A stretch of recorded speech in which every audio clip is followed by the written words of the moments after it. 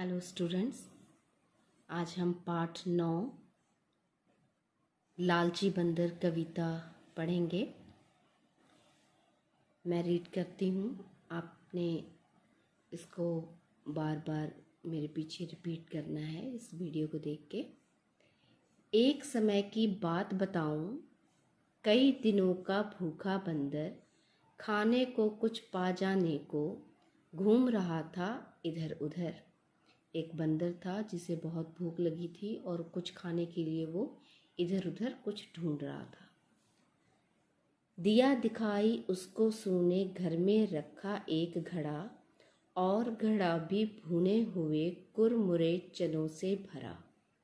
फिर उसे एक ऐसे खाली घर में एक घड़ा दिखाई दिया जिसमें भुने हुए चने पड़े थे जो बहुत ही कुरमुरे थे, क्रंची थे। दोनों हाथ साथ बंदर ने फौरन दिए घड़े में डाल, चने भरी मुट्ठियों को वह लेकिन पाया नहीं निकाल। और उसे भूख लगी हुई थी और थोड़ा उसने लालच भी कर लिया, और लालच में एकदम से उसने अपने दोनों हाथ उस घड़े में डाल दिए। घड़ा बहुत छोटे मुंह का था, हाथ निकल ना पाता था, और लालची बंदरमल से चना न छोड़ा जाता था। अब उसका जो घड़ा था उसका मुंह बहुत छोटा था और उसने अपने दोनों हाथ उस घड़े में डाल लिए, और ना तो उससे वो चने निकल रहे थे और ना ही उनके वो दोनों हाथ निकल रहे थे बंदर के। फिर कोशिश करते करते बहुत लग गई उसको देर, बस आ पहुँचे डंडा लेकर घर के मालिक राम सुमेर। और उसके दोनों हाथ फंसे हुए थे घड़े में, वो बार बार कोशिश कर रहा था लेकिन हाथ उसका नहीं निकला। तो इतने में काफ़ी टाइम हो गया और घर का जो मालिक था राम सुमेर वो आ गया।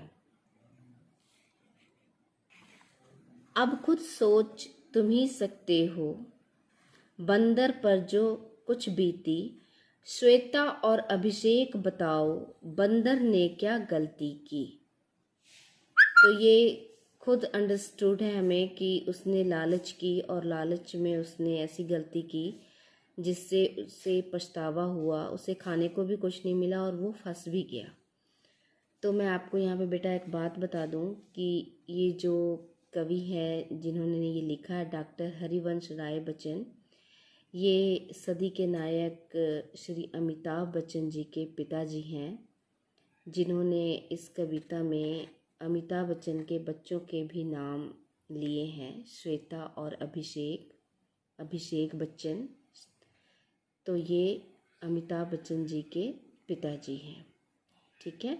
और आपको ये भी मालूम होना चाहिए ये जो कविता लिखी है किन्होंने लिखी है, तो डॉक्टर हरिवंश राय बच्चन जी ने, ठीक है। Thank you.